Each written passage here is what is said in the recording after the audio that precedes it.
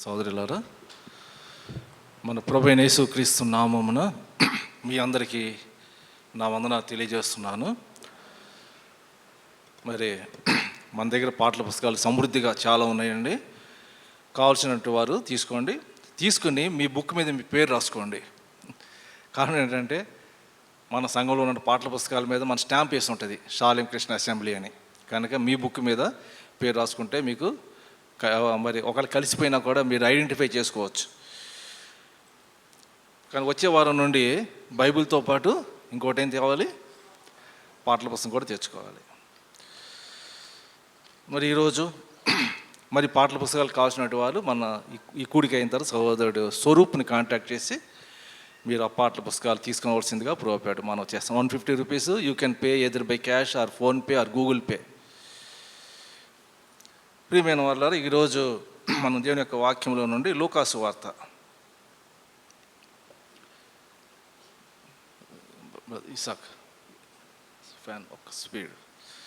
లూకాసు వార్త 15వ అధ్యాయం.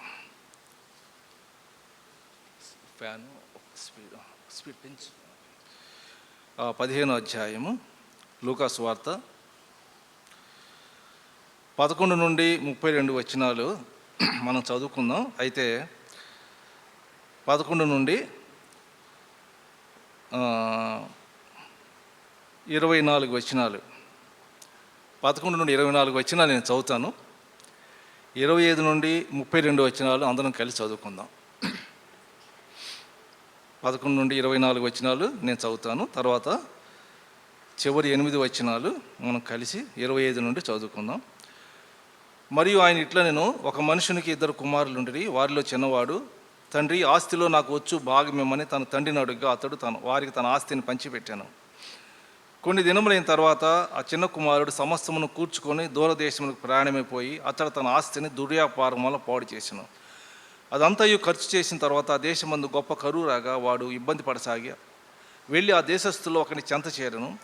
అతడు పందులను మేపుటకు తన పొలంలోనికి వాడిని పంపెను. వాడు పందులు తిను పొట్టుతో తన కడుపు నింపుకొని ఆశపడను, కానీ ఎవడునూ వానికి ఏమీ ఇయ్యలేదు. అయితే బుద్ధి వచ్చినప్పుడు వాడు, నా తండ్రి యొద్ద ఎంతోమంది కూలి వంటకు అన్నం సమృద్ధిగా ఉన్నది, నేనైతే ఇక్కడ ఆకలితో చచ్చిపోవచ్చున్నాను. నేను లేచి నా తండ్రి యొద్దకు వెళ్ళి, తండ్రి, నేను పరలోకమునకు విరోధముగాను నీ ఎదుటను పాపము చేసేదని, ఇక మీదట నీ కుమారుని అనిపించుకున్నట్టు యోగ్యుని కాను, నన్ను నీ కూలి వారిలో ఒకనిగా పెట్టుకోనుమని అతనితో చెప్పుదనుకొని లేచి తండ్రి యొద్దకు వచ్చాను. వాడు ఇంకా దూరముగా ఉన్నప్పుడు తండ్రి వాడిని చూచి కనికరపడి పరిగెత్తి వాని మెడ మీద పడి ముద్దు పెట్టుకొనిను.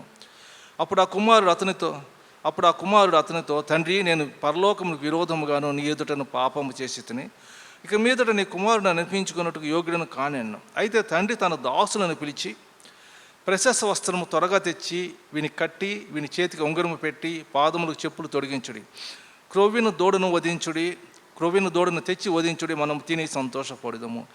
ఈ నా కుమారుడు చనిపోయి మరలా బ్రతికెను, తప్పిపోయి దొరికినని చెప్పాను. అంతటా వారు సంతోషపడసాగిరి. 25వ వచనం నుండి కలిసి చదువుకున్నాం. అప్పుడు అతని పెద్ద కుమారుడు పొలంలో ఉండెను. వాడు పొలము నుండి వచ్చుచు ఇంటి దగ్గరకు రాగా వాయిద్యములను నాట్యములను జరుగుట విని దాసుల్లో ఒకని పిలిచి, ఇవి ఏమిటని అతను అడుగ్గా, ఆ దాసుడు అతనితో, నీ తమ్ముడు వచ్చి ఉన్నాడు, అతడు తన యొద్దకు సురక్షితంగా వచ్చినందున నీ తండ్రి క్రొవ్విన దూడను వధించానెను. అయితే అతడు కోపపడి లోపలికి వెళ్ళనొల్లకపోయాను. కనుక తండ్రి వెలుపలికి వచ్చి లోపలికి రమ్మని బతిమాలుకొనెను. అందుకు అతడు తన తండ్రితో, ఇదిగో ఇన్ని ఏండ్ల నుండి నీ సేవించున్నానే, నీ ఆజ్ఞను ఎన్నడను మీరలేదే. అయినను నా స్నేహితులతో సంతోషపడినట్లు నీవు నాకెన్నడను ఒక మేకపిల్లనైనా ఇయ్యలేదు. అయితే నీ ఆస్తిని వేశ్యలతో తినివేసిన ఈ నీ కుమారుడు రాగానే వీని కొరకు క్రొవ్విన దూడను వజింతువని చెప్పాను. అందుకు అతడు, నా కుమారుడా, నీవెల్లప్పుడు నాతో కూడా ఉన్నావు, నావన్నీ నీవి, కనుక మనం సంతోషపడి ఆనందించడం యుక్తమే. ఈ నీ తమ్ముడు చనిపోయి తిరిగి బ్రతికాను, తప్పిపోయి దొరికినని అతనితో చెప్పాను. ప్రియమైన వారలారా, చిన్న ప్రార్థన చేసుకుందాం. ప్రభు తన వాక్యం ద్వారా మనతో మాట్లాడినట్లు, పరిశుద్ధుడు అయిన తండ్రి, మమ్మల్ని మిక్కిలిగా ప్రేమించిన మా దేవా, ఇప్పటి వరకు మీ దాసులైన మేము కొంత సమయం మీ సన్నిధిలో మిమ్మల్ని ఆరాధించడానికి ప్రభా, మీరు మాకు ఈ స్థలంలో ప్రభా మీరు ఇచ్చిన గొప్ప భాగ్యాన్ని బట్టి, ధన్యతను బట్టి మేము స్తుతిస్తున్నాం.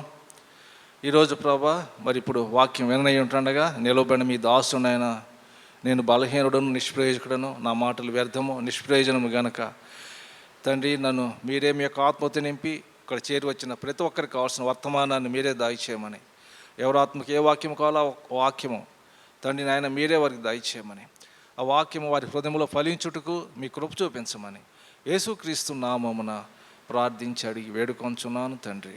ఆమేన్. చూడండి, సరిపోతుందా? వాయిస్ సరిపోతుందా? Is it okay? ప్రియమైన వాళ్ళారు, ఇక్కడ మనం గమనించినట్లయితే ఈ యొక్క వాక్య భాగము వినని వాళ్ళు, తెలియని వాళ్ళు ఎవరు ఉండరు, సండే స్కూల్ పిల్లలతో సహా. దీనికి ఒక మనం పేరు కూడా పెట్టుకుంటాం. ఏం పేరు అంటే తప్పిపోయిన కుమారుని కథ అని మనం పిలుచుకుంటాం. ప్రోడిగల్ సన్, తప్పిపోయినటువంటి కుమారుడి కథ అని మనం చెప్పుకుంటాం. అయితే ఇందులో మనము గమనించినట్లయితే ఈ తండ్రి ఇంటిలో ఎంతమంది ఉన్నారంటే మీరు చెప్పండి, ఎంతమంది ఉన్నారు? 2 కుమారులు ఉన్నారు. ఇంకెవరు ఉన్నారు? దాసులు ఉన్నారు, పనివాడు దాసులు ఉన్నారు, కూలివాళ్ళు ఉన్నారు, కూలివాళ్ళు ఉన్నారు, దాసులు ఉన్నారు, కుమారులు ఉన్నారు, తండ్రి ఉన్నాడు. ఇక్కడ తండ్రి ఎవరంటే మన పరలోకపు తండ్రి, సృష్టికర్త అయినటువంటి దేవుడు. అయితే దాసులు ఎవరు చెప్పండి? ఇంట్లో దాసులు ఉన్నారు, కూలివాండ్రు ఉన్నారు. కూలివాండ్రు ఉండి దాసులు అని, దాసులు కూడా కూలి ఇవ్వాలి కదా. కానీ వీళ్ళెవరు?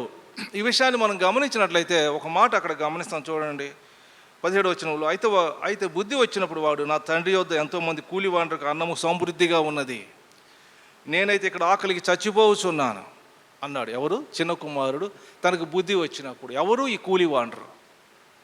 తండ్రి ఇంట్లో ఉన్నారు, కూలివాళ్ళుగా ఉన్నారు, పనివాళ్ళుగా ఉన్నారు, దాసులుగా ఉన్నారు. కానీ వారికి కుమారుడు యొక్క హక్కు వాళ్ళకి లేదు. They don't have the right to call as Sons, కనుక టు కాల్ యాజ్ ఫాదర్. కనుక తండ్రిని పిలవడానికి, తండ్రిని పిలిచేటువంటి హక్కు వాళ్ళకి లేదు. వాళ్ళు ఏమని పిలవాలి? ఏమని పిలవాలి? అయ్యా, సార్, బాస్ అని పిలవాలి. కానీ తండ్రి అని పిలిచేటువంటి హక్కు, ధన్యత ఇద్దరికి మాత్రమే ఉంది ఆ ఇంట్లో. ఎవరు అంటే ఒకడు పెద్ద కుమారుడు, ఒకడు చిన్న కుమారుడు. ప్రియమైన వాళ్ళారా, ఇక్కడ మనం గమనించినట్లయితే ఈ తండ్రి, మన పరలోకపు తండ్రి, ఆయన ఉద్దేశం ఏంటంటే ఈ కూలి వాళ్ళు కూడా, ఈ పనివాళ్ళు కూడా, లేకపోతే ఈ దాసులు కూడా, వీళ్ళు కూడా కుమారులుగా మారడానికి వీలేదా? మారచ్చు, తండ్రిని అంగీకరిస్తే. ఇక్కడ ఒక విషయాన్ని మనం గమనించుదాం. ఒకవేళ ఈ లోకంలో మన సృష్టికర్త అనే దేవుడు, పరలోకం ఉండే మన తండ్రి, ఈ లోకంలో ఉండేటువంటి అందరినీ కూడా మనకు ఇక్కడ గమనించినట్టయితే 2 భాగాలు చేయొచ్చు. ఒకడు కుమారులు, రెండోది ఏంటి? Other than Sons and other than Sons. అంతే కదా. విశ్వాసులు, అవిశ్వాసులు కాకుండా ఇంకెవరు ఉన్నారా? 3వ కేటగిరీ లేదండి. రక్షించబడినవారు, రక్షించబడినవారు, శరీర సంబంధులు, ఆత్మ సంబంధులు. ఇలాగ మనం గమనించినట్లయితే ఈ లోకంలో ప్రభువు నమ్ముకున్న బిడ్డలు, నమ్ముకున్నటువంటి వారు కదా. మరి ఈ విషయంలో 2 కుమారుల్లో కూడా తండ్రి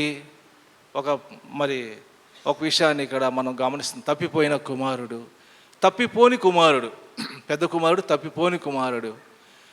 ఈ ఇద్దరిలో కూడా మరి ఈ యొక్క వాక్య భాగంలో మరి ఎవరు తండ్రి యొద్దకు తిరిగి వచ్చారు?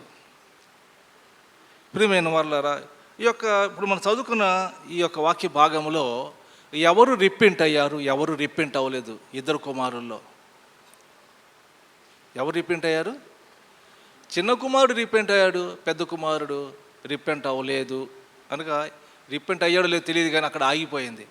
తండ్రి పెద్ద కుమారుని బతిమాలుతూ ఉన్నాడు, బతిమాలుకుంటున్నాడు, లోపలికి రమ్మని బతిమాలుకుంటున్నాడు. అక్కడితో ఈ స్టోరీ ఆగిపోయింది. అతను లోపలికి వచ్చాడా, బయటే ఉన్నాడా మనకు తెలియదు. అయితే ఈ విషయంలో మనం గమనించినట్లయితే 2 కుమారులు, చిన్న కుమారుని దేంతో పోల్చాలంటే దేవుని యొక్క వాక్యం విన్నాడు, సువార్తను విన్నాడు, తండ్రి ప్రేమను ఎరిగాడు, తండ్రి యొద్దకు రావడం, తండ్రి యొద్ద ఉండటం ఇష్టం లేకుండా లోకంలో ఎంజాయ్ చేయాలనుకున్నాడు. ఎవరు? చిన్న కుమారుడు. తండ్రి ప్రేమ తెలుసు, తండ్రి అనుగ్రహించిన రక్షణ తెలుసు, కానీ తండ్రి యొద్ద ఉండటానికి ఇష్టం లేకుండా కొంతకాలం లోకంలోకి వెళ్ళి లైఫ్ని ఎంజాయ్ చేద్దాము అనుకున్నాడు. అందుకుని తండ్రి వద్ద నుండి దూరంగా వెళ్ళిపోయాడు. తన ఆస్తిని తీసుకుని దూరంగా వెళ్ళిపోయాడు. అయితే ఇక్కడ గమనించినట్లయితే దూరంగా వెళ్ళిపోయినటువంటి ఈ చిన్న కుమారుడు ఎటువంటి సమస్యలు ఎదుర్కొన్నాడంటే, ఆఖరికి తనకు బుద్ధి ఎప్పుడు వచ్చింది? పందులు తినే పొట్టుతో తన కడుపు నింపుకొని ఆశపడ్డాడు. అదే తన ఆస్తి అంతా కూడా దుర్వ్యాపారం వల్ల పాడు చేశాడు. అటువంటి చిన్న కుమారుడు చివరికి ఆ పందులు కాసేటువంటి పందులు కలిగినటువంటి ఒక యజమానితో ఒడంబడిక చేసుకుని, అయ్యా నీ పందులు నేను కాస్తానన్నప్పుడు అతను ఏమన్నాడంటే, పందులు కాయగా అతని జీతాన్ని ఏమిచ్చాడంటే, ఆ పందులు తినే పొట్టును తినొచ్చు, ఫ్రీగా తినొచ్చు, ఎంత పొట్టైనా తినొచ్చు అన్నాడు. అప్పుడు అతనికి బుద్ధి వచ్చింది.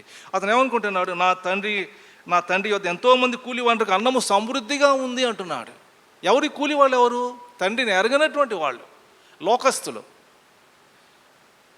శరీర సంబంధులు, తండ్రి వద్దకు రావడానికి ఇష్టపడిన వాళ్ళు, సువార్తను అంగీకరించినటువంటి వాళ్ళు, వీళ్ళందరూ కూలి వాళ్ళుగా ఉన్నారు. వీళ్ళకి తండ్రి వద్ద నుండి ఎంతో సమృద్ధిగా దొరుకుతుంది.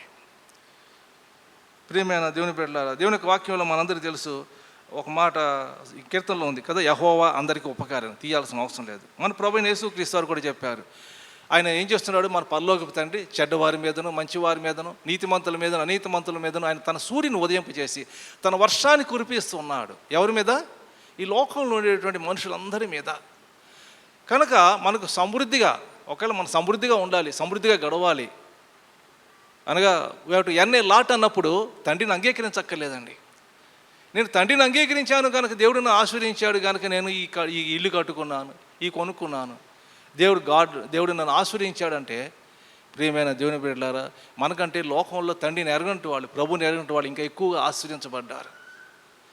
ఈ చిన్న కుమారుడి పరిస్థితి ఎలాగుందంటే, లోకంలో ఉండేటువంటి మనుషుల కంటే చాలా హీనమైన స్థితికి చేరుకున్నాడు. ఎప్పుడు కూడా ప్రభువుని ఎరిగి ప్రభు యొక్క ప్రేమను తెలుసుకొని ప్రభుకి ఎన్నడూ కూడా దూరంగా వెళ్ళిపోకూడదు, దూరంగా తొలగిపోకూడదు. అది చాలామంది ఏమంటారంటే, 2 పడవల మీద కాళ్ళు వేయకూడదు అంటారు కదా. చాలాసార్లు 2 పడవల మీద కాళ్ళు వేసి కొంతకాలం నడిపిస్తారు, కానీ వాళ్ళు నిలబడలేరండి. 2 పడవల మీద కాళ్ళు వేయకూడదు. ఇది చాలా ప్రాముఖ్యమైన విషయం. చిన్న కుమారుడు ఎవరంటే, తండ్రి ప్రేమను ఎరిగాడు, కానీ తండ్రి వద్ద నుండి దూరంగా, తండ్రి వద్ద ఉండటానికి ఇష్టం లేకుండా లోకంలో కొంతకాలము సుఖంగా సౌఖ్యంగా లోకంలో ఆనందిద్దాం అనుకున్నాడు. ప్రియమైన దేవుని బిడ్డలారా, దేవుని యొక్క వాక్యంలో ఉంది, లోకంలో ఉన్నదంతా కూడా శరీరాశ, నేత్రాశ, జీవపు డంబము అని అనుకున్నాడు. అయితే అతడు వెళ్ళిపోతే అతనికి ఏం జరిగిందంటే భయం వేసింది. చిన్న కుమారుడికి భయం వేసింది. ఇక్కడ నేను ఇలాగ చచ్చిపోతానేమో, ఈ పందులు తినే పొట్టు తిని చచ్చిపోతానేమో అని భయం వేసి, అప్పుడు బుద్ధి వచ్చినప్పుడు తండ్రి వద్దకు వెళ్ళాలనేటువంటి ఆశ అతనికి కలిగినట్లుగా మనం ఇక్కడ గమనిస్తాం. ప్రియమైన దేవుని బిడ్డలారా, ఒక విషయాన్ని మనం గమనించాలి. తండ్రి ఎలా ప్రేమించాడంటే, చిన్న కుమారుని పెద్ద కుమారుని ఇద్దరిని కూడా ప్రేమించినటువంటి తండ్రి అని మనం గమనిస్తాం. చిన్న కుమారుడు ఎప్పుడైతే తొలగిపోయాడో, తన ఎదురు నుండి వెళ్ళిపోయాడో, తండ్రి చిన్న కుమారుడి కొరకు ఎదురు చూస్తూ ఉన్నాడు, రోజు ఎదురు చూస్తూ ఉన్నాడు. ప్రియమైన దేవుని బిడ్డలారా, దేవుని వాక్యంలో ఒకటి ఉందండి, ఒక మాట ఉంది, మీరు దేవుని యొద్దకు రండి, అప్పుడు ఆయన మీ యొద్దకు వచ్చును. చాలాసార్లు చాలామంది ఏమంటారంటే, దేవుడు ఉంటే నా యొద్దకు రమ్మను. కాదండి, దేవునికి యాకోబు రాసిన పత్రిక 4వ అధ్యాయంలో ఏం రాయబడింది? మీరు దేవుని యొద్దకు రండి, అప్పుడు ఆయన మీ యొద్దకు వచ్చును. మనం కనుక ఒక్క అడుగు కనుక ముందు వేసినట్లయితే, దేవునికి రావడానికి మనం తీర్మానం చేసుకున్నట్లయితే, ఇష్టపడినట్లయితే, ప్రియమైన దేవుని బిడ్డలారా, దేవుడు మన యొద్దకు రావడానికి ఆయన ఇష్టపడుతున్నాడు. కనుక మరి దేవుని యొక్క వాక్యంలో మనం గమనించినట్లయితే, మనం ఈ రోజున అందరం కలిసి చదువుకున్నాం. పెద్ద కుమారుడు గురించి అనేక విషయాలు మనము ఈ రోజున మనం ధ్యానం చేద్దాం. పెద్ద కుమారుడు ఎవరంటే మనమే. సంఘంలో ఉన్నాం, తండ్రి ఇంట్లో ఉన్నాం, తండ్రి ఇంటిలో ఉన్నాము, తండ్రి చెంతనే ఉన్నాము, తండ్రి మనతో కూడా ఉన్నాడు, తండ్రి మనల్ని ప్రేమిస్తున్నాడు, మనల్ని ఇష్టపడుతున్నాడు. నేను ఎక్కడికి వెళ్ళలేదు, చిన్న కుమారులాగా దూరంగా వెళ్ళిపోలేదు, ఆ కూలి వాళ్ళలాగా తండ్రిని అంగీకరించకుండా దాసులాగా నేను ఉండలేదు, తండ్రిని అంగీకరించాను, కుమారుడిగా మారాను. ఆ మారినా కూడా చిన్న కుమారుడిగా నేను లేను అని సంతోషపడినటువంటి వ్యక్తి పెద్ద కుమారుడు. అయితే ఈ పెద్ద కుమారుడిగా ఉన్నటువంటి మనము, ఒక విశ్వాసంగా మనము తండ్రి ఇంటిలో ఉన్నటువంటి పెద్ద కుమారుడిగా నీవు నేను మనం ఉన్నామేమో ఈ రోజున మనం ఒకసారి జ్ఞాపకం చేసుకుందాం. పెద్ద కుమారులు ఉండేటువంటి ఆ లక్షణాలను ఒకసారి మనం పరిశీలించినప్పుడు, అటువంటి లక్షణాలు మనలో ఉన్నాయేమో ఒకసారి జాగ్రత్తగా మనం పరీక్షించుకోవాలి. పెద్ద కుమారులు ఎటువంటి లక్షణాలు ఉన్నాయి అని మనం జ్ఞాపకం చేసుకునే ముందు, చిన్న కుమారుడు అనగా తండ్రి ఇంటికి వచ్చినప్పుడు తండ్రి అతన్ని ఎలాగూ గమనించాడు, గుర్తుపట్టాడు కదా. ఎప్పుడు గుర్తుపట్టాడు చూడండి, 20వ వచనం. వాడు ఇంకా దూరముగా ఉన్నప్పుడు, ఇంకా దగ్గరికి రాలా, చాలా దూరంగా ఉన్నాడు, ఎన్నో మైళ్ళ దూరంలో చాలా దూరంగా ఉన్నప్పుడు తండ్రి వాడిని చూసి కనికరపడి పరిగెత్తి వాని మెడ మీద పడి ముద్దు పెట్టుకొనెను. ఎలాగొచ్చాడంటే, పాదాలకు చెప్పులు లేవు, మరి అసహ్యమైనటువంటి దుస్తులు, భయంకరమైనటువంటి దుస్తులు, కంపు కొట్టేటువంటి బట్టలు, పందులు తినేటువంటి పొట్టు తిని వచ్చినటువంటి వాడు, ఆరోగ్యం కోల్పోయినటువంటి వాడు, చిక్కిపోయినటువంటి వాడు. చెప్పాలంటే అతడు నెమ్మది లేనటువంటి స్థితిలో ఉన్నటువంటి వాడు. తండ్రి ఎన్నడూ కూడా రాగానే తండ్రి అడగలేదు, ఇన్నాళ్ళు ఎక్కడికి వెళ్ళావని అడగల, ఎన్ని పాపాలు చేసావని అడగల, నీ ఆస్తిని ఏం చేసావని అడగల, ఎలా పాడు చేసావని అడగల, ఈ వ్యసనాలన్నీ నీకు ఎలా వచ్చినాయి అని అడగలేదు, ఎన్ని రోగాలు ఇప్పుడు నీలో ఉన్నాయని అడగల, ఎందుకు నీ శరీరం ఇంత కంపు కొడుతుందని అడగల, ఎంతకాలం పందులు తినే పొట్టు తిన్నావని అడగలేదు. ఏమండి, కాళ్ళకు చెప్పులు లేవేంటి అని అడగల. తండ్రి వాని మెడ మీద పడి వాని మీద ముద్దు పెట్టుకున్నాడు.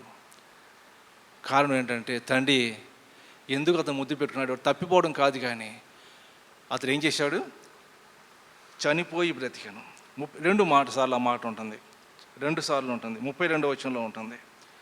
ఏముంటుంది, ఈ నీ తమ్ముడు చనిపోయి తిరిగి బ్రతికాను. తప్పిపోయి వచ్చినోడు కాదండి, చనిపోయినటువంటి వాడు, రెండవ మరణానికి పాత్రుడు, రెండవ మరణానికి వెళ్ళిపోయాడు మీ తమ్ముడు, రెండవ మరణాన్ని తప్పించుకున్నాడు అని పెద్ద కుమారుడికి ఎక్స్ప్లెయిన్ చేస్తున్నాడు. ఇతను ఏం చేశాడంటే, తప్పిపోవడం కాదు, కానీ ఒకవేళ అతని కనుక రానట్లయితే అతను ఎక్కడికి వెళ్ళేవాడంటే రెండవ మరణానికి వెళ్ళిపోయాడు, నరకానికి వెళ్ళిపోయాడు. అతను ఏం చేశాడు, చనిపోయేటువంటి వాడు, రెండవ మరణానికి పాత్రుడు, రెండవ మరణాన్ని తప్పించుకున్నాడయ్యా, తప్పించుకుని వచ్చాడు, మరణంలో నుండి జేబులోనికి దాటాడు నీ తమ్ముడు అంటున్నాడు. అతనికి ఎక్స్ప్లెయిన్ చేస్తున్నాడు, ఎవరికి, పెద్ద కుమారుడికి అతనికి వివరిస్తున్నాడు. ప్రియమైన దేవుని బిడ్డలారా, ఈ విషయంలో మనం గమనించినట్లయితే, ప్రభు నమ్ముకున్నటువంటి మనము, ప్రభు నమ్ముకోనటువంటి వారి పట్ల, అనగా నాశనమునకు వెళ్ళేటువంటి వారి పట్ల, ప్రభుని అంగీకరించినటువంటి పట్ల మన వైఖరి ఎలా ఉందో ఒకసారి మనకి జ్ఞాపకం చేసుకోవాలి. ఒకవేళ మన భార్యలతో, మన భర్తలతో, మన పిల్లలు ప్రభుని అంగీకరించినప్పుడు మనం దాన్ని చాలా తేలిగ్గా తీసుకోకూడదండి.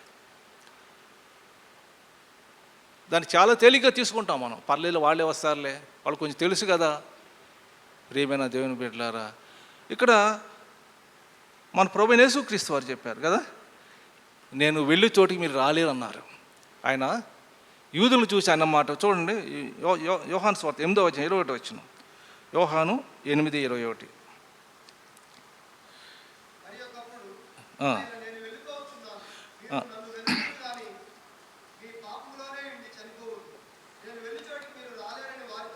చాలు.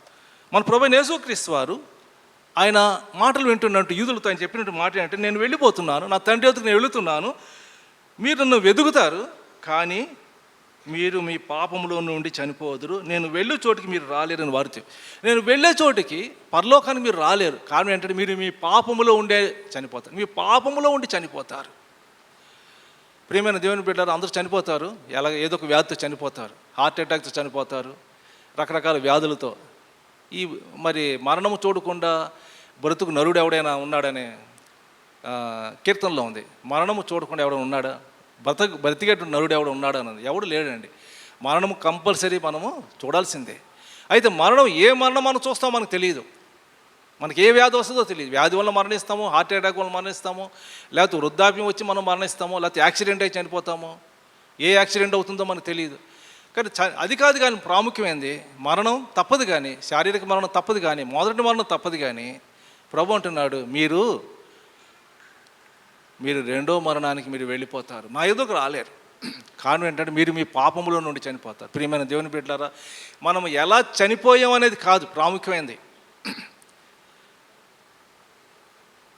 ఎంత తొందరగా చనిపోయామని కాదు, ఎంత ఎక్కువ కాలం బతికామని కాదు, ఎలా చనిపోయామనేది ముఖ్యం. ప్రభు అంటున్నాడు, మీ పాపములో ఉండి మీరు చనిపోతారు. నువ్వు ఎలాగైనా చనిపో, కానీ పాపములో ఉండి మాత్రం చనిపోవద్దు. ఇది చాలా ప్రాముఖ్యం. మన బంధువుల గురించి మనం ఎందుకు మనకు భారం కలిగి ఉన్నామంటే, వాళ్ళు పాపములో ఉండి చనిపోతారేమో, ప్రభువును అంగీకరించకుండా చనిపోతారేమో, యేసుక్రీస్తుని విశ్వాసించకుండా చనిపోతారు అనే ఒక వేదన, ఒక బాధ మనలో ఉండాలి. అంతేగాని పర్లేదులే, బాగా ఆరోగ్యంగానే ఉన్నాడులే, బీపీ నార్మల్గానే ఉందిలే, హార్ట్ కూడా బాగానే ఉందిలే, బాగానే కొట్టుకుంటూ ఉందిలే, ఇంకా కొంతకాలం జీవిస్తాడులే, చెవుల్లో నమ్ముకుంటాడులే. చాలా జాగ్రత్తగా ఉండాలండి. ప్రియమైన దేవుని బిడ్డలారా, మన బంధువుల విషయంలో, మన రక్షణ లేనటువంటి మన బంధువుల విషయంలో మనము ఎంత బాధ్యత కలిగి ఉండాలి, ఎంత జాగ్రత్తగా ఉండాలి. వాళ్ళ రక్షణ విషయం మనం ప్రార్థన చేయాలి. వాళ్ళ రక్షణ విషయం మనలో భారం ఉండాలి. చాలాసార్లు మా బంధువుల దగ్గర ఏదో టైంలో వాళ్ళతో మాట్లాడేటప్పుడు ఈ ప్రస్తావన తీసుకొస్తుంటారు, రక్షణ గురించిన ప్రస్తావన తీసుకొస్తాను. వాళ్ళు ఒక్కసారి టాపిక్ని డైవర్ట్ చేస్తుంటారు. అది మన బాధ్యత. రక్షణ యొక్క విలువ వాళ్ళు గ్రహించాలి, రక్షణ విలువ తెలుసుకోవాలి. మీరు ప్రభువుని అంగీకరించకపోతే మీరు నిత్య నరకానికి వెళతారు, నిత్య నాశనానికి వెళతారు. మీరు పాపంలో ఉండి మాత్రం చనిపోవద్దండి. ఎలాగైనా చనిపోండి, హార్ట్ అటాక్తో చనిపోండి, పర్లేదు అన్ని, సరిపోమంటలేదండి. ఎలా చనిపోయినా పర్లేదు, కానీ పాపములో ఉండి చనిపోకూడదు. ఇది తండ్రి యొక్క ఉద్దేశం. కనుక తండ్రి ఈ వ్యక్తి ఏం చేశాడంటే పాపములో ఉండి చనిపోవాలా. చిన్న కుమారుడు తప్పిపోయాడు, పాపములో ఉండి చనిపోయేవాడు. తన తండ్రి వద్దకు రాకుండా ఉన్నట్లయితే నిత్య నరకానికి వెళ్ళాడు. కనుక పాపంలో ఉండి చనిపోలేదు. ఈనీ కుమారుడు చనిపోయి మరలా బ్రతికాను అనే మాటను తండ్రి అక్కడ జ్ఞాపకం చేస్తున్నాడు. ప్రియమైన దేవుని బిడ్డలారా, ఈ రోజున పెద్ద కుమారుడు విషయంలో మనం గమనించినట్లయితే పెద్ద కుమారుడు ఎక్కడున్నాడు చెప్పండి? చిన్న కుమారుడు వచ్చాడు, తండ్రి ఇంటికి వచ్చాడు. చిన్న కుమారుని తండ్రి చేర్చుకున్నాడు. ఏం చేశాడు చెప్పండి? తన దాసుని పిలిచాడు. పరిశేష వస్త్రాన్ని తొడిగించమన్నాడు, ఉంగరాన్ని పెట్టమన్నాడు, పాదములు చెప్పులు తొడిగించమన్నాడు, క్రొవ్విన దూడను వధించమన్నాడు, వాయిద్యాలు నాట్యాలు స్టార్ట్ చేయమన్నాడు. ఈ విషయంలో మనం గమనించినట్లయితే తండ్రి చిన్న కుమారుని చేర్చుకున్నప్పుడు మొట్టమొదట తండ్రి ఏం చేయాలి చెప్పండి? ఎవరితో ఆనందించాలి? తన దాసులతో ఆనందిస్తున్నాడు, తన పనివాళ్ళతో ఆనందిస్తున్నాడు. అని చెప్పాలంటే తన పనివాళ్ళకి పురమాయించాడు పనులన్నీ కూడా. ఉంగరం పెట్టండి, చెప్పులు తొలగించండి, వాయిద్యాలు వాయించండి అని పనివాళ్ళకి చెప్తున్నాడు. కానీ పెద్ద కుమారుడు, పొలంలో నుండి పెద్ద కుమారుడు కబురు పెట్టాలి కదా. ఒక దాసుని పంపించి, అరే తొందరగా రారా, చిన్న కుమారుడు తిరిగి వచ్చాడు, నీ తమ్ముడు తిరిగి వచ్చాడు రమ్మని చెప్పి కబురు పెట్టాలి. తండ్రి కబురు పెట్టాడా? తండ్రికి ఏం తెలుసు అంటే పెద్ద కుమారుడు గురించి తండ్రికి తెలుసు. నా ఇంట్లో ఉన్నాడు, నాతో ఉన్నాడు, కానీ అతడు నా ప్రేమను అర్థం చేసుకోవాలా, అతడు నా మనసును అర్థం చేసుకోవాలా అని తండ్రి తన పెద్ద కుమారుడు గురించి, తన ఇంట్లో ఉంటే తన పెద్ద కుమారుడు గురించి నా ప్రేమను ఎరగినటువంటి వాడు, నా స్వరాన్ని తెలియనటువంటి వాడు, నా చిత్తాన్ని గ్రహించినటువంటి వాడు, నా మార్గం తెలియనటువంటి వాడు, నా ఇంట్లోనే ఉంటున్నాడు, నన్ను గణపరచినటువంటి వాడు, నా ఇంట్లో ఉంటున్నాడు, వాడికి ఏమి సిద్ధపరిచానో వాడికి తెలియనటువంటి వాడు, నా ఇంట్లోనే ఉంటున్నాడు, సనిగే స్వభావం కలిగినటువంటి వాడిగా ఉంటున్నాడు. అతనిలో ఒకటే ఉంది, నేను ఇంట్లో ఉన్నాను, తండ్రి ఇంట్లో ఉన్నాను అనుకుంటున్నాడే కానీ అతనిలో ఉన్నటువంటి ఈ యొక్క డిస్క్వాలిఫికేషన్స్ తండ్రి ఇంట్లో ఉండడానికి హీఈస్ నాట్ ఫిట్, ఒక విధంగా చెప్పాలంటే. ఎందుకంటే ఒకవేళ తండ్రి చిన్న కుమారుడు వచ్చినట్లయితే తండ్రి ఫస్ట్ తన సంతోషాన్ని ఎవరితో పంచుకోవాలి చెప్పండి? దాసులతో పంచుకోవాలా, పని వాళ్ళతో పంచుకోవాలా, పెద్ద కుమారుడితో పంచుకోవాలా? పెద్ద కుమారుడితో పంచుకోవాలి. ఆది కాండంలో దేవుడు ఒక మాట అన్నాడు అబ్రహాముతో.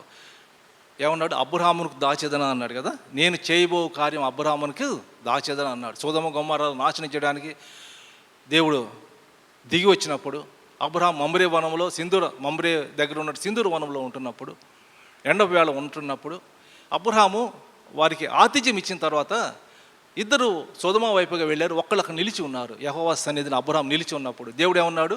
నేను చేయబో కార్యం అబ్రహామునకు దాచేదన అన్నాడు. ఆది కాండంలో ఒక మాట మనం గమనించినట్టయితే ఆది కాండం 18వ అధ్యాయం, ఆది కాండం 18వ అధ్యాయం 17వ వచనం. అప్పుడు యెహోవా నేను చేయబో కార్యం అబ్రహామునకు దాచేదన. కనుక ఆమోసు గ్రంథంలో కూడా ఇదే మాట ఉందండి. దేవుడు తాను చేయబో కార్యమును తన ప్రవక్తలకు తెలియజేయకుండా ఉండడు. తను చేయబోయే కార్యాన్ని దేవుడు తప్పకుండా తన బిడ్డలకు తెలియజేస్తాడు అనే విషయాన్ని ఆమోసు గ్రంథంలో కూడా 3వ అధ్యాయంలో మనం గమనిస్తాం. కనుక దేవుడు తాను చేయబోయేటువంటి కార్యాన్ని తెలియజేయాలి, తన సంతోషాన్ని పంచుకోవాలి. ఎవరితో పంచుకోవాలి? ఇంట్లో ఉంది ఎవరు? పెద్ద కుమారుడు.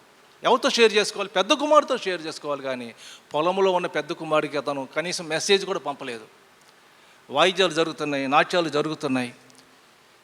ప్రియమైన దేవుని బిడ్డలారా, ఈ విషయంలో మనం గమనించినప్పుడు పెద్ద కుమారులో నుండి చాలా ఉన్నాయి, కానీ 3 విషయాలు మనం జ్ఞాపకం చేసుకుందాం సమయాన్ని బట్టి. 3. పెద్ద కుమారుడు ఏం లేదు, తన తమ్ముడి మీద ప్రేమ లేదు, తన తమ్ముడిని ద్వేషించినటువంటి వాడు, తన సహోదరులను ద్వేషించేటువంటి వాడు పెద్ద కుమారుడు.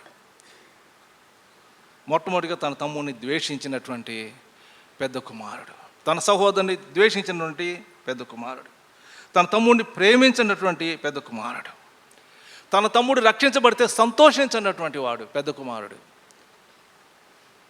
ప్రియమైన వాళ్ళారా, దేవుని యొక్క వాక్యంలో ఒక ప్రవక్త ఉన్నాడండి. ఒక ప్రవక్త ఉన్నాడు. ఆ పట్టణం అంతా రక్షించబడితే చాలా బాధేసింది, చాలా కోపం వచ్చింది. ఎవరు ఆ ప్రవక్త? యోనా. నినవే పట్టణం అంతా రక్షించబడితే అతను ఏం చేశాడంటే అలిగాడు, శనిగాడు. ఆ పట్టణం అంతా నాశనం అయిపోయి ఉంటే చాలా బాగుండేది అనుకున్నాడు. ఎవరు? యోనా. నినవే పట్టణానికి వెళ్ళమంటే తర్షీషు పట్టణానికి వెళ్ళాడు. నినవే పట్టణానికి వెళ్ళి సువార్త ప్రకటిస్తే రక్షించబడతారు అని తర్షీషుకి వెళ్ళడానికి ప్రయత్నం చేశాడు. దేవుడు ఏం చేశాడు? మళ్ళీ లాక్కొచ్చాడు, గాలం వేసి లాక్కొచ్చి సువార్తను ప్రకటించాడు యోనా ద్వారా. కొంతమందికి చాలా బాధ అండి, తన తోటి సహోదరుల యొక్క క్షేమాన్ని చూడలేరు, తన తోటి సహోదరుల యొక్క క్షేమాన్ని కోరుకున్నటువంటి వారు, క్షేమము ఇష్టపడినటువంటి వాళ్ళు ఈ పెద్ద కుమారుడు. ఇక్కడ ఈ విషయంలో మనం గమనించినట్లయితే ప్రియమైన దేవుని బిడ్డలారా, మన ప్రభువైన యేసుక్రీస్తు వారు కూడా ఒక మాట చెప్పారు పేతురుతో. పేతురు అడిగిన ప్రశ్నలకు ప్రభు చెప్పాడు, నా సహోదరుడు ఒకవేళ తప్పిదం చేస్తే నేను ఎన్నిసార్లు క్షమించాలి అన్నాడు. 7 times అని అడిగాడు. చెప్పండి, మత్తయి సువార్తలో 18-15లో ఆ మాట ఉంది. మనందరూ తెలుసు కాబట్టి ఎన్నిసార్లు క్షమించాలన్నాడు ప్రభు? 70 times of 7, 77 times క్షమించాలన్నాడు మన సహోదరుడు తప్పు చేస్తే. ఇప్పుడు ఎన్నిసార్లు క్షమించామని చెప్పండి. మన సహోదరుడు తప్పు చేశాడు. ఒకవేళ పిలిస్తే ఒక సహోదరుడు రాలేదనుకోండి, ఫోన్ ఎత్తలేదు, రాలేదు, ఎన్నిసార్లు మనం క్షమించాలి? ప్రభు ఏం చెప్పాడు? మత్తయి సువార్త 18:4 మనకు తెలిసిన మాటే, కానీ ఒకసారి మనం చూద్దాం. 18 ఎంత ఎక్కడండి అది చదువుతారు?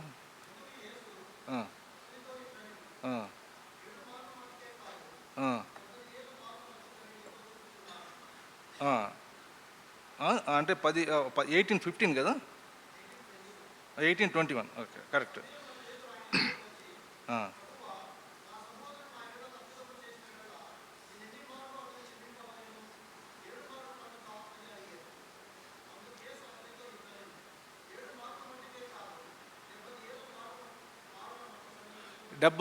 మార్లు మటు 70 times of 7 అనగా 490 times క్షమించాలి.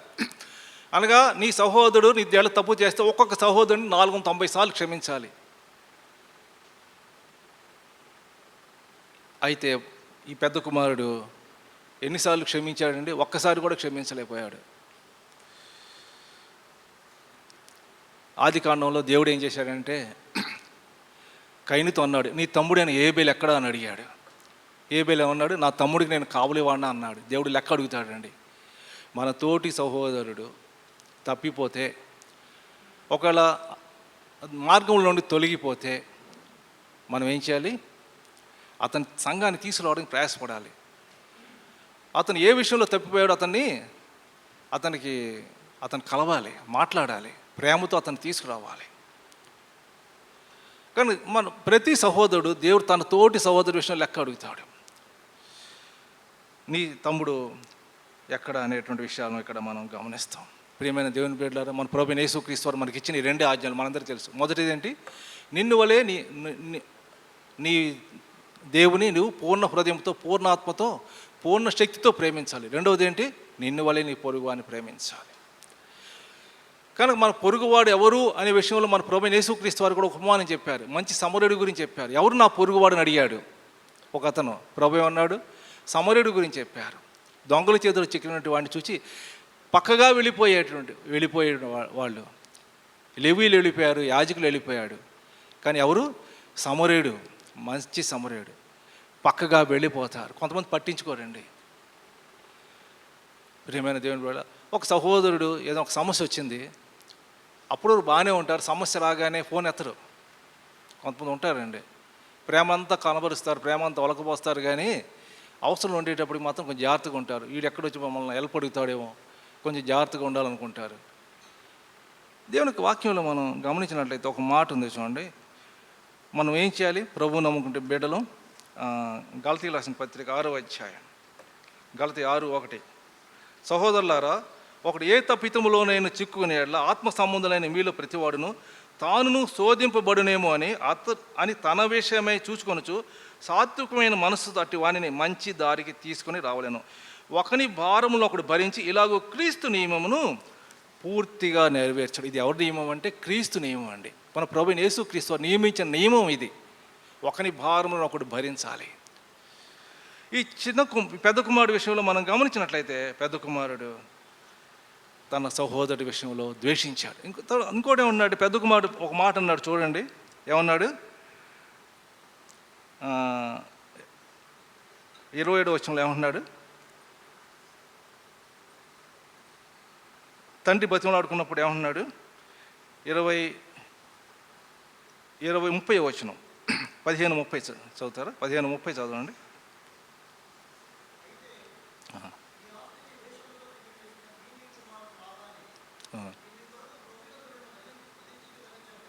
చూడండి, అయితే నీ ఆస్తిని వేశ్యలతో తినివేసిన ఈ నీ కుమారుడు అంటున్నాడు, కానీ నా సహోదరు అంటలేదు. నీ కుమారుడు అంటున్నాడు, సహోదరు అంటానికి ఇష్టపడలే, నా తమ్ముడు అంటానికి ఇష్టపడలే. నీ కొడుకు రాగానే ఇలా చేస్తావా? నీ కొడుకుని ఇలా కౌగులించుకుంటావా? వాడు ఎంత వాసన కొడుతున్నాడు. ఇంకోటి ఏమన్నాడు తెలుసా? నీ ఆస్తిని ఏం చేశాడు తెలుసా? ఎలా పాడు చేశాడు తెలుసా? వేశ్యలు తినివేశాడు. అంటే ఇదంతా ఇన్ఫర్మేషన్ ఉందండి. పెద్ద కుమారుడి దగ్గర ఇన్ఫర్మేషన్ ఉంది, ఎలా ఆస్తి పోగొట్టుకున్నాడు ఉంది. తండ్రితో ఏమి పంచుకోవాలా, సైలెంట్గా ఉన్నాడు.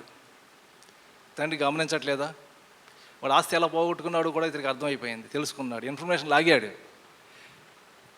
ప్రియమైన దేవుని బిడ్డలారా, ఇంకోటి మనం కూడా గమనించలేదు. తండ్రి ఎప్పుడు కూడా చిన్న కుమారుని అడగల, నువ్వు ఎన్ని తప్పులు చేసావు, ఎన్ని పాపాలు చేసావు, ఎన్ని అసహ్యమైన కార్యాలు చేసావు, నీ ఆస్తిని ఎట్లా దుర్వ్యాపారంలో పాడు చేసావు, ఎలా చేసావు, నాకు లెక్క చెప్పమల్లా. తండ్రి లెక్క చెప్పమల్లా, కానీ ఇతను లెక్క చెప్తున్నాడు, పెద్ద కుమారుడు లెక్క చెప్తున్నాడు. ప్రియమైన దేవుని బిడ్డలారా, మన దేవుని యొక్క వాక్యంలో మనం గమనించినట్లయితే, మన తండ్రి అయిన దేవుడు మన పాపంలో ఎన్నడూ జ్ఞాపకం చేసుకొని అన్నాడు కదా. పడమటికి తూర్పు ఎంత దూరమో అంత దూరం మన పాపలు మనకు అంత దూరపరిచాడు. కొలసీల అస్థిపత్రిలో మనం గమనించేటట్టు ఆయన ఏం చేశాడు? మన పాప పత్రాన్ని సెలువుకు మేకులతో కొట్టివేసి దాని మీద చేవరాతనంతా తుడిచివేసాడు. ఇతడు ఏం చేస్తున్నాడు? దాన్ని మళ్ళీ ఎత్తుతున్నాడు. తండ్రి జ్ఞాపకం చేసుకోలేదు, కానీ ఒకసారి మన సహోదరులు జ్ఞాపకం చేస్తారండి. తండ్రి జ్ఞాపకం చేస్తారు, నువ్వు ఆ రోజున నువ్వు నేను పిలిస్తే రాలేదు, నాతో మాట్లాడలేదు. ఎవరు జ్ఞాపకం చేసుకోవాలా? తండ్రి జ్ఞాపకం చేసుకోవాలా. తండ్రి అడగలా, అతను లెక్క అడగలేదు, ఏం చేసావో చెప్పమల్లా. ఆస్తి గురించి లెక్క అడగలేదు, ఎన్ని పాపాలు చేసావో అడగలేదు. కానీ ఎవరు అడుగుతున్నారు? Who is asking? పెద్ద కుమారుడు అడుగుతున్నాడు. పెద్ద కుమారుడు లెక్కలేస్తున్నాడు. ప్రియమైన దేవుని బిడ్డలారా, ఇక్కడ విషయంలో గమనించినట్లయితే, దేవుడే మన పాపాలను తుడిచివేసినప్పుడు, ఆయనే మన పాపాలను జ్ఞాపకం చేసుకున్నప్పుడు, మన తోటి సహోదరుల యొక్క తప్పులు మనం జ్ఞాపకం చేసుకోవచ్చా? 490 సార్లు క్షమించాలి. 70 times of 490 times క్షమించాలి. సరే, క్షమించకపోతే క్షమించిపోయాం, కానీ దాన్ని ఏం చేస్తున్నాం? మనము తిరిగి తోడకూడదు. ఇంకా అక్కడ గమనించినట్లయితే ఇతడు ఇంకొకటి అంటున్నాడు, ఇంకో మాట ఏమంటున్నాడంటే, అతడు ఇంట్లో ఉంటే నేను రానంటున్నాడు. ఇతడు తండ్రి బతిమలాడుకుంటున్నాడు, నువ్వు రా నాయనా, రా, నువ్వు కూడా రా, సంతోషిద్దాం రా అంటే నేను రాను. వాడు ఇంట్లో ఉంటే నేను రాను అంటున్నాడు. వాడిని ఎలగొడితే నేను వస్తానని దాని అర్థం. ప్రియమైన దేవుని బిడ్డ, ఈ విషయంలో మనం గమనించినట్లయితే, ప్రియమైన దేవుని బిడ్డలారా, మన ప్రభువైన యేసుక్రీస్తు వారు ఆయన మనం త్రోసివేయలేదు. నా ఎద్దుకు వచ్చి వాడిని ఎంత మాత్రం త్రోసివేయని అన్నాడు ప్రభు యోహాను సువార్తలో కదా. నా తండ్రి ఇంట అనేక నివాసములు ఉన్నవి, లేని ఎడలు మీతో చెప్పొద్దును, నేను నుండి స్థలంలో మీరు నుండి లాగున్నా నా యొద్ద ఉండుడికి మేము తీసుకువెళ్తాను అన్నాడు ప్రభు. ప్రభు ఎక్కడ ఉంటానన్నాడు? నా యొద్ద ఉండటానికి మిమ్మల్ని తీసుకెళ్తాను. నా తండ్రి ఇంట అనేక నివాసములు ఉన్నాయి, నేనుండు స్థలంలో మీరు నుండి లాగున నేను మళ్ళా వచ్చి నా యొద్ద ఉండుడికి మిమ్మల్ని తీసుకుని వెళ్తాను అంటున్నాడు ప్రభు. ప్రభు ఎప్పుడు అన్నాడా? మీరైతే ఇక్కడే ఉండండి, నా ఎదుకు రావడానికి వీలేదు అన్నాడా ప్రభు? ఎప్పుడు అనలేదు. ప్రకటన గ్రంథం 3వ అధ్యాయంలో ప్రభు అన్నాడు కదా, ఎవడైనా నా స్వరం విని, ఇదిగో నేను తలుపు వద్ద నిల్చుండి తలుపు తట్టుచున్నాను, ఎవడైనా నా స్వరం విని తలుపు తీసినట్లా నేను అతని యొద్దకు వచ్చి అతడితో నాతో కూడా అతడు భోజనం చేస్తామన్నాడు ప్రభు. కలిసి భోజనం చేస్తూ ఉంటున్నాడు మన ప్రభు యేసుక్రీస్తు వారు. నా తండ్రి ఏంట, నేను ఎక్కడైతే ఉంటానో అక్కడ మీరును ఉంటారు. నేను ఎక్కడైతే మీకు స్థలాన్ని సిద్ధపరుస్తున్నాను, నివాసాలు సిద్ధపరుస్తూ ఉంటాను. నేను ఉండే స్థలంలో మీరు ఉండాలి. నేను కనుక సిద్ధపరిచే నివాసాల్లో మీరు ఉండాలని అంటున్నాడు మన ప్రభు యేసుక్రీస్తు వారు. కానీ పెద్ద కుమారుడు ఏమంటున్నాడు? అతను ఉంటే నేను రాను, అతను వెళ్తే నేను వస్తా. ప్రియమైన వాళ్ళారా, ఈ పెద్ద కుమారులు వంటి లక్షణాలు మనం జాగ్రత్తగా, మనలో ఒకవేళ లక్షణాలు ఉంటే ఆ లక్షణాలను మనం పరిశీలించుకుందాం, ప్రభు దగ్గర క్షమాపణ అడుగుదాం. కనుక పెద్ద కుమారుడు ఇంటి బయటే ఉంటాను అంటున్నాడు. చాలాసార్లు ఈ స్టోరీ అంతటితో ఆగిపోయింది, కానీ లోపలికి వచ్చాడో లేదో రాయబడలేదు ఇక్కడ. తండ్రి ఇంకా బతిమలాడుకుంటూ ఉన్నట్టుగానే అక్కడ ఆగిపోయింది. ఇప్పటికీ మన తండ్రి అనే దేవుడు మన బతిమలాడుకుంటున్నాడు. రెండవ విషయం, మొదటిదిగా తన సహోదరుని ప్రేమించినటువంటి వాడు పెద్ద కుమారుడు. రెండవదిగా తండ్రి ప్రేమను ఎరగినటువంటి వాడు, తండ్రి స్వరాన్ని ఎరగనివాడు, తండ్రి మనస్సును ఎరగనటువంటి వాడు, తండ్రి మార్గాన్ని ఎరగనటువంటి వాడు. మన ప్రభు యేసుక్రీస్తు వారు చెప్పారు కదా, ఆయన నేనే మార్గమును, నేనే సత్యమును, నేనే జీవమును అన్నాడు. కనుక ఆయన సిద్ధపరిచినటువంటి మార్గము, మన ప్రభు యేసుక్రీస్తు వారు సిద్ధపరిచిన మార్గంలో, ఆయన ప్రతిష్ఠించిన మార్గంలో మనం నడవాలి. హెబ్రీ రాసిన పత్రికలో మాట మనం గమనిస్తే, ఆయన శరీరం మన తెర ద్వారా ప్రతిష్ఠించిన మార్గంలో మనం నడవలసిన వారమై ఉన్నాం. ఆ మార్గంలో, మన ప్రభు ప్రతిష్ఠించిన మార్గంలో మనం నడవాలి. మన తండ్రిని గణపరచవలసిన వారమై ఉన్నాం. ప్రియమైన దేవుని బిడ్డలారా, ఈ విషయంలో మనం గమనించి ఉన్నట్లయితే మన ప్రభు యేసుక్రీస్తు వారు ఆయన సిద్ధపరిచినటువంటి మార్గంలో మనము నడుస్తున్నామా ఒకసారి మనం పరిశీలించుకుందాం. ఇక్కడ పెద్ద కుమారుడు విషయంలో గమనించినట్లయితే తండ్రిని పెద్ద కుమారుడు గణపరిచిన వాడుగా లేడు. తండ్రిని గణపరిచాడా? తండ్రి ఇంట్లో ఉంటున్నాడు కానీ తండ్రిని గణపరచలా. తండ్రితో అతను ఏమంటున్నాడు చూడండి. తండ్రితో ఒకసారి మనం చూద్దాం ఏమంటున్నాడు. 29వ వచనం. అందుకు అతడు తన తండ్రితో, ఇదిగో ఇన్ని ఏండ్ల నుండి నేను సేవించున్నాను, నీ ఆజ్ఞలు ఎన్నడూ మీరలేదే. అయినను నా స్నేహితుడితో నీవు సంతోషపడినట్లు నీవు నాకు ఎన్నడూ ఒక మేక పిల్లనైనను ఇయ్యలేదు. నీవు ఎన్నడూ కూడా ఒక మేక పిల్లను కూడా నీవు ఇయ్యలేదు. ఈ విషయంలో గమనించినప్పుడు చాలాసార్లు మనకి ఏమనిపిస్తుందంటే, తండ్రికి పార్షియాలిటీ ఉందేమో. ఒక మేక పిలిస్తే పోయేది కదా, ఇన్నేళ్ళ నుంచి ఉంటున్నాడు కదా, ఏముంది ఒక మేక పిలిస్తే తిని తన స్నేహితులతో ఆనందించేటువంటి వాడు కదా అంటున్నాడు. అయితే అతను ఏమి ఎరగలేదంటే, ప్రియమైన దేవుని బిడ్డలారా, ఈ యొక్క చిన్న కుమారుడు తప్పిపోయాడు. పెద్ద కుమారుడు కూడా తన స్నేహితులతో కలిసి, అందుకే పెద్ద కుమారుడికి ఎవరున్నారు? స్నేహితులు ఎవరున్నారు? లోకస్తులు ఉన్నారు, లోకంలో ఉండే స్నేహితులు ఉన్నారు. వాళ్ళంతా కూడా అతను బలవంతం పెడుతున్నారు. రా, నువ్వు ఎంతకాలం తండ్రి దగ్గర ఉంటావు, ఆ కట్టుబాట్లు ఎందుకు ఉంటావు, నువ్వు బయటికి రా, మేకపిల్లని తీసుకురా, మనం ఎంజాయ్ చేసుకుందాం అంటున్నాడు. ఇదంతా తండ్రికి తెలుసు కాబట్టి మేకపిల్లని ఇవ్వాల. వీడు కూడా తప్పిపోతాడు, వీడు ఇంకా భ్రష్టుడైపోతాడు, చిన్న కుమారుడి కంటే ఇంకా భ్రష్టుడైపోతాడు అని చెప్పి తండ్రి ఏం చేస్తున్నాడంటే అతన్ని తండ్రి ఆపుతూ ఉన్నాడు. స్నేహితులతో కలిసిపోకుండా, లోకంలో కలిసిపోకుండా తండ్రి అతన్ని ఆపుతున్నాడు. ప్రియమైన దేవుని బిడ్డలారా, మన జీవితంలో కూడా మనం గమనించినట్లయితే తండ్రి ఎందుకు మేకపిల్లని ఇవ్వడం లేదో అతను అర్థం చేసుకోవాలా. ఇందాక మనం చెప్పాము తండ్రి ప్రేమను ఎరగనటువంటి వాడు, తండ్రి మార్గాన్ని ఎరగనటువంటి వాడు, తండ్రి మనస్సును ఎరగనటువంటి వాడు. అపోస్తలుడైన పౌలు ఫిలిప్పీయులకు రాసిన పత్రికలో ఒక మాట అన్నాడు, క్రీస్తు యేసును కలిగి ఉన్నటువంటి మనస్సు మీరును కలిగి ఉండుడి కదా. ఆయన ఎటువంటి మనసు కలిగి ఉన్నాడు, అటు మనసు మనం కలిగి ఉండవలసిన వారమే ఉన్నాం. పేతురు అంటున్నాడు, పేతురు తన పత్రికలో అన్నమాట, ఆయన ఏం చేస్తున్నాడు, మన ప్రభు యేసుక్రీస్తు మీరును అతను అడుగుజాడల్లో నడుచుకున్నట్లు, క్రీస్తు అడుగుజాడల్లో నడుచుకున్నట్లు మన ప్రభు యేసుక్రీస్తు వారు ఆయన మీకు మాదిరి ఉంచిపోయాను. మన ప్రభు యేసుక్రీస్తు వారు మాదిరి ఉంచిపోయాడు.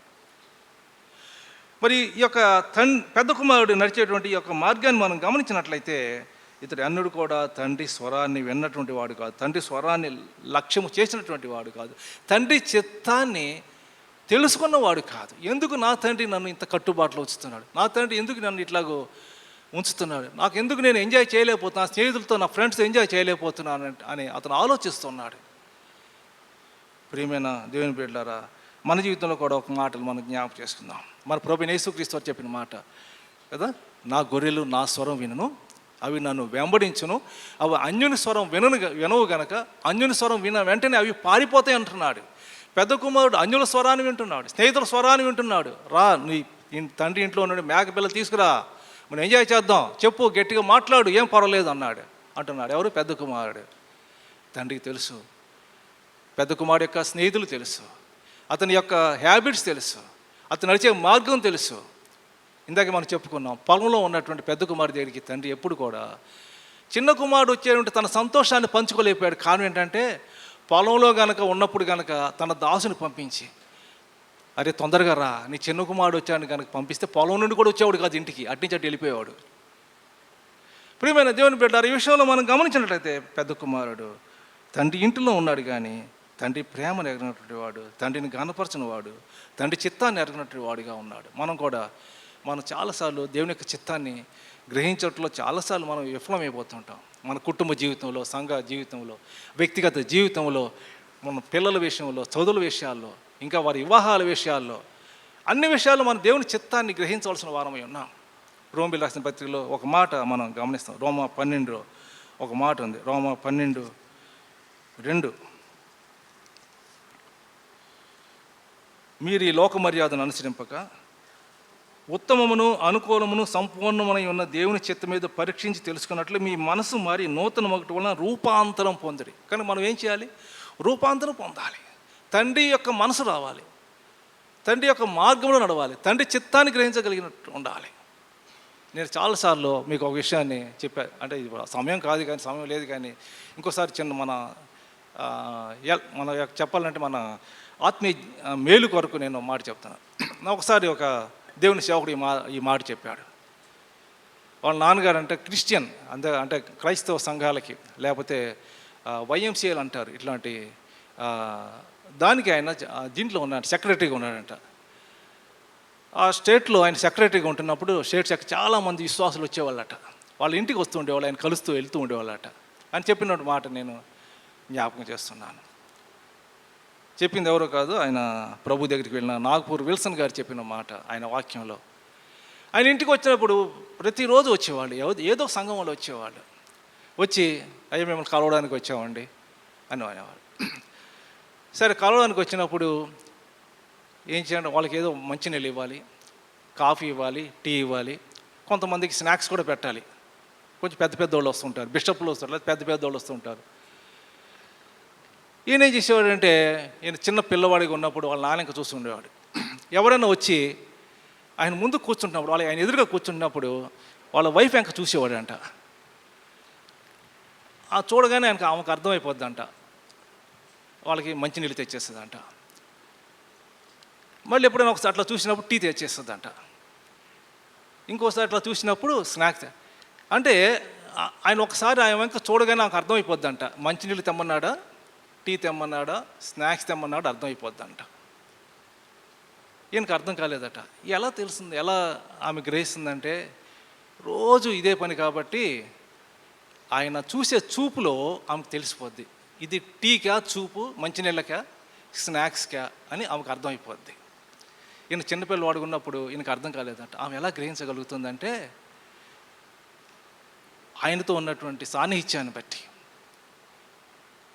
ఆమెకు అర్థమైపోతుంది. అలాగే మనం కూడా గమనించినట్లయితే మన ప్రభువైన యేసుక్రీస్తు వారి తండ్రి యేసుక్రీస్తు రొమ్మును ఆనుకున్నటువంటి ఒక శిష్యుడు ఉన్నాడు. ఎవరు? యోహాను. నన్ను అప్పగించేవాళ్ళు మీలో ఒకడు అన్నప్పుడు సైగ చేశాడు. ఎవరు? పేతురు. ఎవరు సైగ చేశాడు? యోహానికి. ఏమని? ఎవరు అని సైగ చేశాడు. ఎందుకు? యోహాను ఎప్పుడు కూడా యేసుక్రీస్తు వారి రొమ్మును ఆనుకుని ఉంటాడు.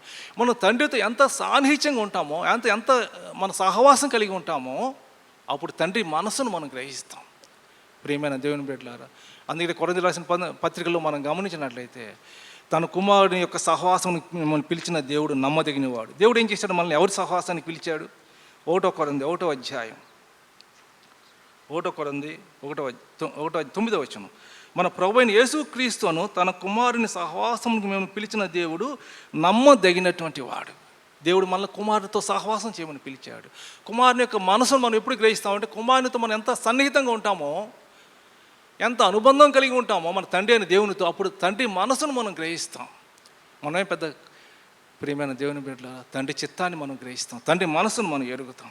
మూడవదిగా గమనించాం, మొదటిదిగా మనం ఏం చేసాం, కుమారుడు తన సహోదరుని ద్వేషించేటువంటి పెద్ద కుమారుడు, తన తండ్రి ప్రేమను ఎరగినటువంటి పెద్ద కుమారుడు, తండ్రి మనసును ఎరగినటువంటి పెద్ద కుమారుడు, తండ్రి మార్గాన్ని ఎరగినటువంటి పెద్ద కుమారుడు. మూడవదిగా తండ్రితో ఉన్నాడు, కానీ ఎట్లా ఉన్నాడంటే లోకాశలతోనే ఉన్నాడు. తండ్రిని సేవిస్తూ ఉన్నాడు, తండ్రి చెప్పిన పని చేస్తున్నాడు.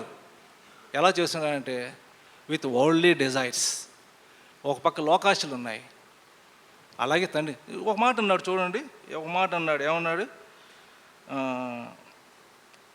ఇన్ని ఏండ్ల నుండి నేను 29 వచ్చిన అతడు తన తండ్రితో, ఇదిగో ఇన్ని ఏండ్ల నుండి నేను నిన్ను సేవించుతున్నానే, నీ ఆజ్ఞను ఎన్నడూ మేరలేదే అంటున్నాడు. సేవిస్తున్నాను అంటున్నాడు, ఐఎమ్ సర్వింగ్ యూ అంటున్నాడు. కొన్ని సంవత్సరాలు నేను సర్వ్ చేస్తాను అంటున్నాడు. అయితే ఇతరులు ఏమున్నాయంటే లోకాశలు పోలేదండి. సంఘంలో పరిచర్య చేస్తాం, లోకాశలు ఉంటాయి, కొన్ని డిజైర్స్ ఉంటాయి. తండ్రి ఇంట్లోనే ఉన్నాం, కానీ కొన్ని డిజైర్స్ మనకు ఉంటూనే ఉంటాయి. ప్రియమైన దేవుని బిడ్డలారా, అందుకని అతను ఏమంటున్నాడంటే, నువ్వు నాకు ఎన్నడైనా ఒక మేకపిల్లని ఇచ్చావా? తండ్రి ప్రేమను అతను ఏం చేస్తున్నాడంటే మేకపిల్లతో పోలుస్తున్నాడు. మేకపిల్లిస్తే తండ్రి ప్రేమించినట్లు, నా మీద ప్రేమ ఉన్నట్లు, మేకపిల్ల ఇవ్వకపోతే నీకు నా మీద ప్రేమ లేదు అంటున్నాడు.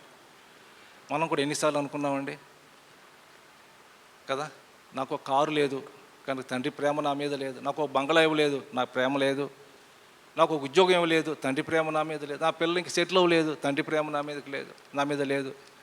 కనుక ఈ లోకంలో మనకి ఏదైనా దొరకపోతే తండ్రి ప్రేమ లేదు అనుకునే వాళ్ళు లేరా? చాలాసార్లు మనం ఇలాగే ఊహించుకుంటాం. ప్రియమైన దేవుని బిడ్డలారా, మన తండ్రి ఎవడా? అడుగుడు ఇవ్వబడును, వెదకుడి దొరికిన తట్టుడు తీయబడినంటే మన తండ్రి అనే దేవుడు మనకి ఎవడా? మన ప్రభు చెప్పాడు కదా, నా నామమును మీరు తండ్రిని ఏమడిగినా ఇస్తానని మన ప్రభు చెప్పలేదా? రోమిల రాసిన వ్యక్తుల్లో మనం గమనించినట్లయితే రోమా 8:31 ఒక మాట ఉంది చూడండి. రోమా 8:31 తండ్రి ఇవ్వనటువంటి వాడా? రోమా 8:31-32 తన సొంత కుమారుని అనుగ్రహించడానికి వెనుక తీయక మనందరి కొరకు ఆయన అప్పగించిన వాడు, ఆయనతో పాటు సమస్తమును మనకు ఎందుకు అనుగ్రహింపడు? కుమారుని ఇవ్వడానికి ఆయన వెనుకాడలేదు కదా. కల్వరి శిలువలో మన కొరకు తన కుమారుని చెయ్యి వదిలిపెట్టినటువంటి దేవుడు, మన రక్షణ కొరకు తన కుమారుని వదిలిపెట్టినటువంటి దేవుడు మనకి ఇవ్వడా? కుమారుని ఇచ్చినటువంటి వాడు మిగిలిన ఇవ్వడా? కుమారుని ఇచ్చినటువంటి వాడు మేకపిల్లని ఇవ్వడా? కుమారుని ఇచ్చినటువంటి వాడు మన అవసరతలు తీర్చడా? దేవుడు ఇవ్వట్లేదంటే మన మంచికేనండి. దానివల్ల మన నష్టం. మేకపిల్ల ఇస్తే నష్టం ఉంది. దేవుడు కనుక మనం అడిగిన అన్ని ఇస్తే మనకు నష్టమే. ఇక్కడ విషయంలో మనం ఒక విషయాన్ని మనం జ్ఞాపకం చేసుకుందాం. ప్రియమైన దేవుని బిడ్డలారా, మనం ఈ లోకంలో పరదేశులం, యాత్రికులు మనం పరదేశులమై ఉన్నాం. మన గురి, మన గమ్యం ఒకటే. ఏంటి మన గమ్యం? మన గమ్యం ఏంటి? మన గురి ఏంటి? మేకపిల్ల కాదు మన గురి. మన లక్ష్యం ఏంటి? మన లక్ష్యం ఏంటి? ఒక ఇల్లు సంపాదించడం కాదు. మన లక్ష్యం, మన గురి. ప్రియమైన దేవుని బిడ్డలారా, కారణం ఏంటంటే మనము సిద్ధపడాలి. దేవుడు సిద్ధపరిచిన రాజ్యంలో మన లక్ష్యం, మన గురి అయి ఉండాలి. కానీ ఈ లోకంలో ఉండేటువంటి మన గురి కాదు. కీర్తనకారుడు ఒక మాట అన్నాడు, నీవు నాకుండగా లోకంలోనిది నాకేది అక్కర్లేదు. 73వ కీర్తనలో మనం గమనించినట్టు, నీవు నాకుండగా లోకంలోనిది ఏది మనకు అక్కర్లేదు. తండ్రి మనకు ఇస్తాడు, శ్రేష్టమైనవి ఇస్తాడు. ప్రియమైన దేవుని బిడ్డలారా, గమనించండి, తండ్రి ఏది ఇచ్చినా మనకు అది శ్రేష్టమైనదే. శ్రేష్టమైన ప్రతి ఇవి సంపూర్ణమైన ప్రతి వరమును జ్యోతిర్మయుడికి తండ్రి వద్ద నుండి వచ్చును. తండ్రి మనకు మేకపిల్ల కాదండి, శ్రేష్టమైనవి ఇస్తాడు. మన ప్రభువైన యేసుక్రీస్తు వారు కూడా ఒక మాట చెప్పారు కదా, మీరు చెడ్డవారయ్యండి మీ పిల్లలకు మంచి ఇవులు నెయ్యని ఎరిగి ఉండేగా మీ పరలోకపు తండ్రి అంతకంటే మీకు శ్రేష్టమైనవి ఇస్తాడు. ఏదని ఇవ్వలేదంటే అది శ్రేష్టమైనది కాదు, ఇది నాకు మంచిది కాదు కనుక తండ్రి ఇవ్వలేదు. ప్రియమైన వాళ్ళారా, ఈ విషయంలో మనం దేవుని యొక్క వాక్యంలో మనం గమనిస్తాం. కీర్తనకారుడు ఒక మాట ఉన్నాడు, 73వ కీర్తన, నీ ఆలోచన చేత నన్ను నడిపించేది, తర్వాత నీ మహిమలో నన్ను చేర్చుకునేది అంటాడు. ఆయన తన ఆలోచన చొప్పున మనల్ని నడిపిస్తూ ఉంటాడు కదా. దేవుడు మనల్ని ఎన్నడూ విడువు, నిన్నెన్నడూ ఎడబాయని అన్నట్టు వాడు. పసితనము నుండి ముద్దు వచ్చే వరకు నేను ఎత్తుకున్నవాడు నేనే అన్నటువంటి దేవుడు యెషయా గ్రంథంలో. ప్రియమైన వాళ్ళారా, మరి అటువంటిది మన జీవితంలో కూడా తండ్రి ఇంట్లో ఉండడం కాదు, తండ్రికి ఇష్టడుగా ఉండాలి, తండ్రిని సంతోషపరిచేవాడిగా ఉండాలి, తండ్రిని ఆనందింపజేసేవాడిగా ఉండాలి, తండ్రి చేత బలా మంచి దాసుని అనిపించుకోవాలి. అంతేకాకుండా ప్రియమైన దేవుని బిడ్డలారా, మరి తండ్రి ఉండగా ఆయన చిత్తాన్ని మనం నెరవేర్చే వరంగా ఉండాలి. అలాగే మన జీవితంలో కూడా ఈ 3 విషయాల్లో మనం జ్ఞాపకం. పెద్ద కుమారులు ఏమి లేవు, తన సహోదరుని ద్వేషించినటువంటి పెద్ద కుమారుడు. రెండవదిగా తండ్రి ప్రేమను ఎరగనటువంటి వాడు. మూడవదిగా మనం గమనించినట్లయితే లోకాశలతో నిండి ఉండి కూడా తండ్రిని సేవిస్తూనే ఉంటూ తండ్రి ఇంట్లో ఉన్నాను, నాకేం పర్వాలేదు అని అతను సంతోషపడుతున్నట్టువాడు, ఆనందిస్తున్నట్టువాడు. తండ్రి ఇంట్లో ఉన్నందుకు ఆనందమే కానీ తండ్రి యొక్క చిత్తాన్ని నెరవేర్చినటువంటి పెద్ద కుమారుడు లోకాశలతో ఇంతకాలం తండ్రిని సేవించాడు. కానీ ఈ 3 విషయాలు మనకి జ్ఞాపకం చేసుకుని మనం కూడా పెద్ద కుమారులు ఉండే లక్షణాలు ఏవైనా మనలో ఉన్నాయా ఒకసారి మనం పరిశీలించుకోవచ్చు. ఈ 3 లక్షణాలు ఇంకా చాలా ఉన్నాయి కానీ సమయం లేదు. ఆఖరిగా ఇంకా చెప్పాలంటే 4వదిగా తండ్రిని బాధించిన పెద్ద కుమారుడని కూడా చెప్పచ్చు, ఇంకా మనకు సమయం లేదు. కనుక ఈ లక్షణాలు మనలో కనుక ఉన్నట్లయితే ఒకసారి మనం పరిశీలించుకుందాం. మనం కూడా పెద్ద కుమారులాగా సంఘంలో ఉన్నాం, తండ్రి ఇంట్లో ఉన్నాం కాబట్టి ఈ లక్షణాలు మనలో ఉన్నాయా ఒకసారి పరిశీలించుకొని మన తండ్రికి ఇష్టలుగా జీవించి మన తండ్రిని సంతోషపెట్టి తండ్రిని మహింపరచుదుముగాక.